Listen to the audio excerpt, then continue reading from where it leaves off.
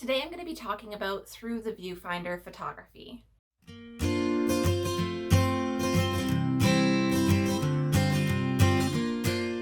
So where I live, we are just coming out of like a week-long heat wave. It has been too hot to really do anything, and I've been really wanting to go out and do a cottagecore photo shoot.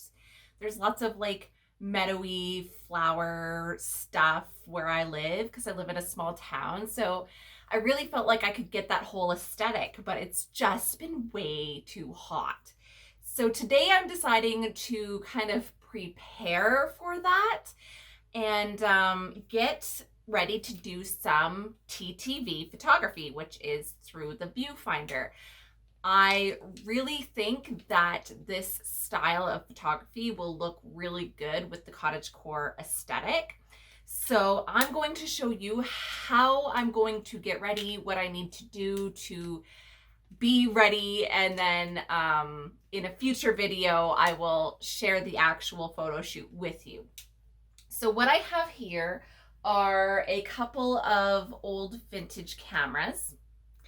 And essentially what you need to do to create through the viewfinder photography is take photos through another camera's viewfinder. So these are the popular choice for that, with the viewfinder where you look down and it gets what's in front of you like this. So right now, like when I look down at this, I can see my ring light, my camera, the paintings that I have on the wall behind it. And that's what would be in the photograph if I were to take a picture right now. However, you can't just grab your camera and take a picture like this because there's lots of ambient light and you get lots of reflections and stuff. So you have to create what I'm going to call a sleeve for your vintage camera to make it the most effective, so you get the best results with your Ttv. So I have one here that I've already created. Now I've made this out of just black paper and electrical tape. I like electrical tape because it's kind of stretchy and it can kind of stretch over any of the nooks and crannies of your vintage camera.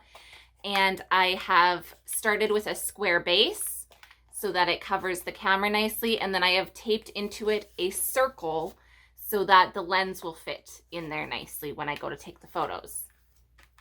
So it's kind of just this sleeve that goes on top. You can kind of see me there, but you can also see the glare from the ring light.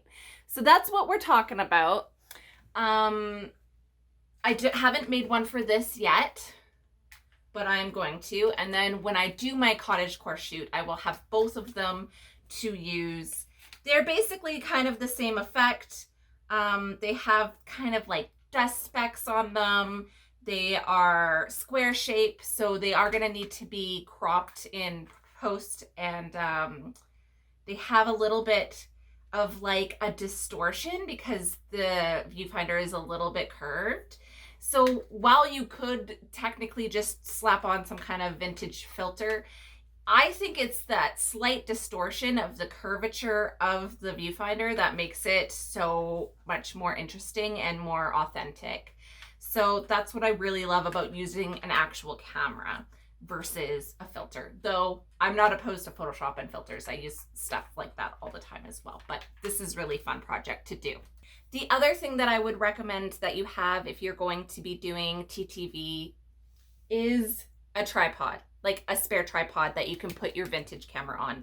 It's more difficult to hold your one camera and then have a second camera and take photos. It's not impossible, it's just more difficult. So I do recommend that you have a tripod for your vintage camera at least. I got this vintage camera from Etsy, so that could be definitely a place to check if you're looking for something like this. And also this one was just given to me. If people know that you're looking for something like this, they might have one kicking around in an old closet or something, and you know, just give it to you, because really, who's taking photos with these nowadays?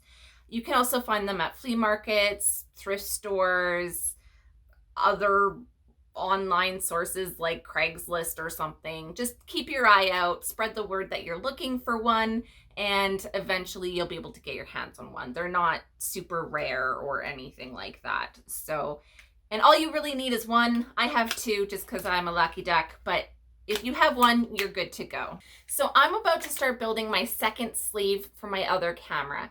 And when you go to make this, you should have whichever camera you're planning on using to take the actual photos with you so that you can test how long you need it to be.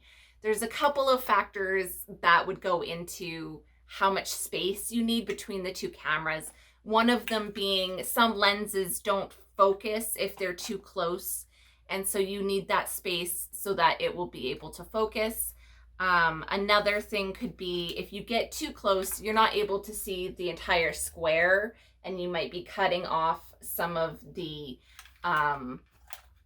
viewfinder. So you want to make sure that whichever camera you're using is going to be able to capture the whole thing, and it's going to be able to focus properly, and that's all going to be determined by having enough space on your sleeve.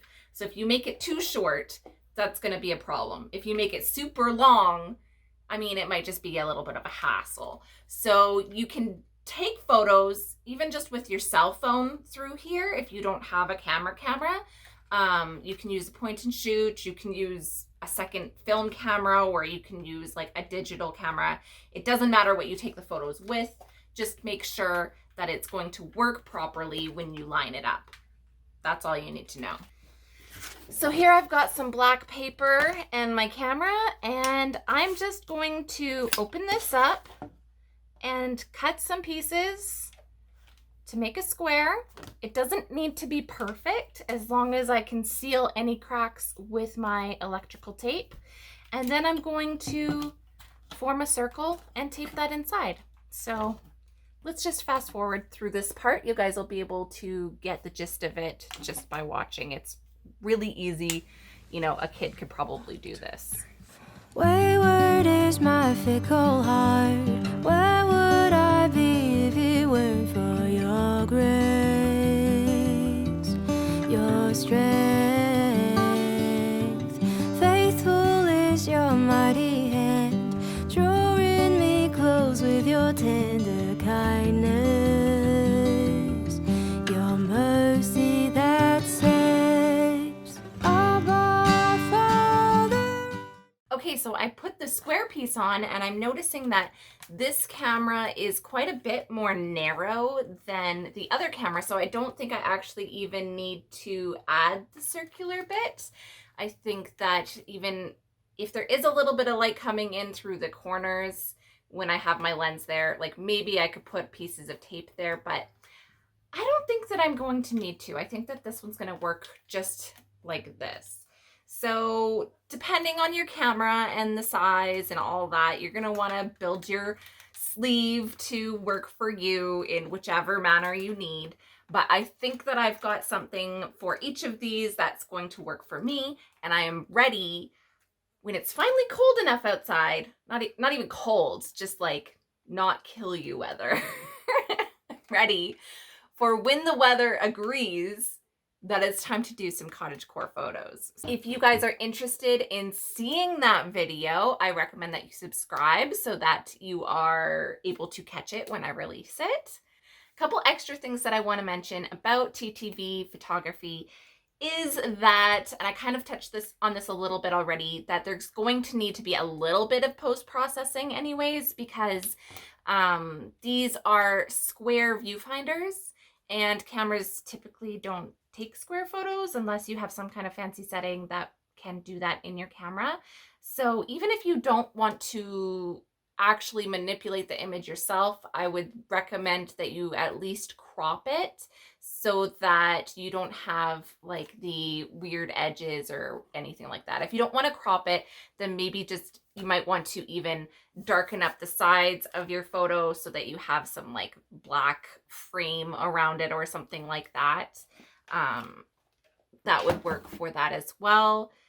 The other thing is that the image that you are seeing, so you're taking the photo through here, but you're seeing whatever the camera's seeing in front of you.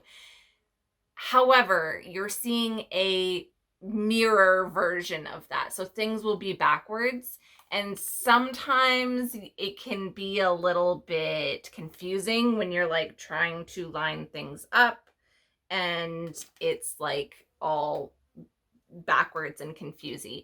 So just be aware that that's something you're going to have to get the hang of. I don't think I've ever gotten the hang of it. I'm not used to that at all. I'm always like, which way do I need to point this thing?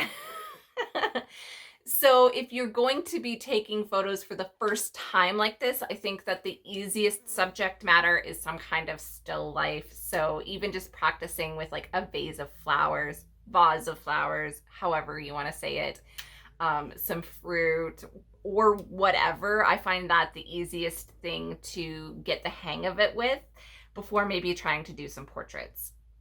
I would definitely say that self-portraits are probably going to be the hardest because you will have to have another tripod holding your other camera above, and you cannot see anything or have any control over like the exact angle. And the exact angle matters because of the distortion and the like flex and stuff.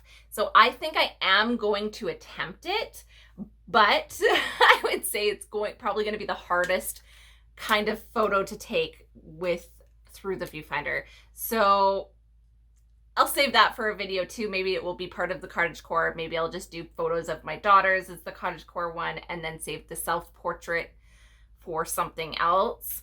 But I'm really interested in playing with these and seeing what all I can do with them. And if I learn anything along the way that will help you guys. As of right now, I've only done a couple portraits with Ttv, and most of the images that I have taken are like pictures of outdoors and pictures of still life things, stuff that doesn't move, that kind of thing.